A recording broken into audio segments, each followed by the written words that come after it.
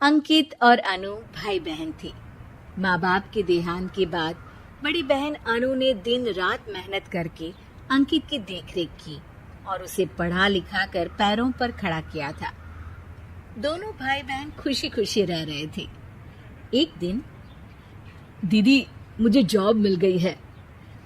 अरे वाह भैया, तेरी मेहनत सफल हुई। मेरी मेहनत नहीं दीदी, आपकी मेहनत। अगर पापा के निधन के बाद मेरी जिम्मेदारी आप न उठाती तो ये सब नहीं हो पाता। मेरी सफलता सिर्फ आपके बलिदान की वजह से है दीदी। कुछ महीनों बाद अंकित की शादी सीमा से हुई। सीमा बड़ी ही चालाकी से अनु से मीठा मीठा बोलकर घर का सारा काम करवा लेती थी और खुद अंकित के साथ घूमा फिरा करती थी। वैसे तो वो सिर्फ खाना बनाने का काम ही घर में करती थी, लेकिन अब उसे उससे भी छुटकारा चाहिए था। इसीलिए एक दिन, दीदी मेरे हाथ का खाना अंकित को पसंद नहीं आता, क्या आप खाना बना दोगी प्लीज? अरे हाँ, ये भी कोई कहने की बात है, जरूर।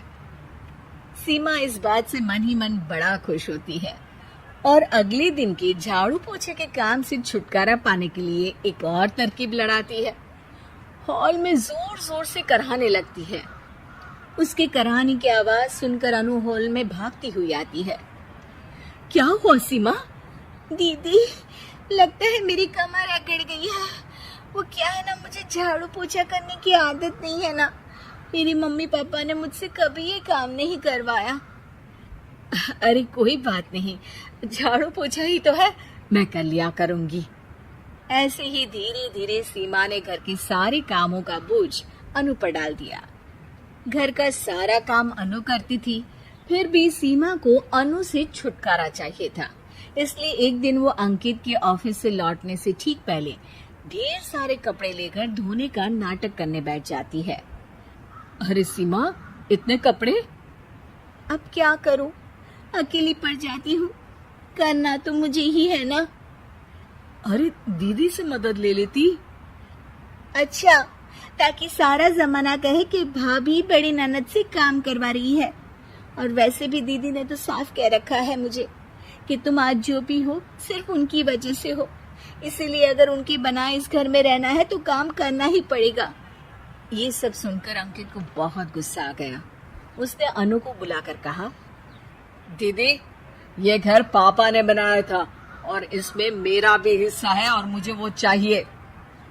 ये सुनकर अनु को बुरा तो लगता है, मगर वो दूसरे ही दिन घर का बंटवारा करने के लिए वकील के पास चली जाती है। वहां से लौटते हुए अनु का एक्सीडेंट हो जाता है, जिससे वो दोनों पैरों से अपंग हो जाती है। अब मजबूरन उसकी पूरी देखरेख सीमा को करनी पड़ती है। एक दिन सारे कामों से थक कर सीमा अंकित से कहती है, अजी सुनते हो, अब मुझसे तुम्हारी ये बहन की सेवा ना होगी। अगर कल तक तुम इसका बंदोबस्त नहीं करते तो मैं घर छोड़कर चली जाऊंगी। अरे ये कैसी बातें कर रही हो, इस हालत में वो कहाँ जाएंगी? मैं कुछ नहीं जानती, बस कल ये इस घर में मुझे दिखनी नहीं चाहिए। अंकित अपनी बीवी की जिद के आगे हार मान लेता है और अनु को शेल्टर होम में छोड़ आता है। 3 महीने बाद, अजी सुनते हो, ये आपके लिए एक पार्सल आया है, ये लीजिए। अरे इसमें तो घड़ी है और एक चिट्ठी भी है। दिखाइए तो। अरे वाह, बड़ी ही सुंदर घड़ी है, लेकिन ये आपको भेजी किसने? पता नहीं, शायद चिट्ठी में कुछ लिखा हो। आशा करती हूँ ये घड़ी तुम्हें पसंद आएगी। रक्षाबंधन की बहुत शुभकामनाएं, तुम्हारी दीदी अनु। चिट्ठी पढ़कर अंकित की आंखें भर आती है।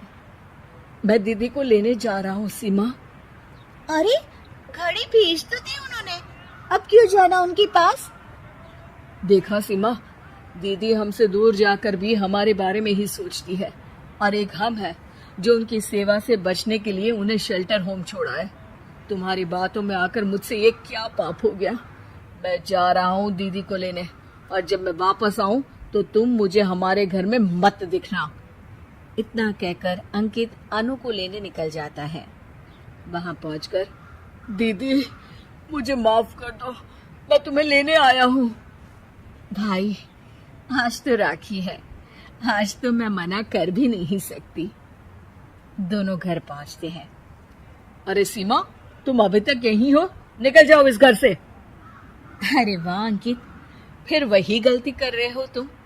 सीमा, तुम कहीं नहीं जाओगी। दीदी मुझे माफ कर दो, मुझसे गलती हो गई।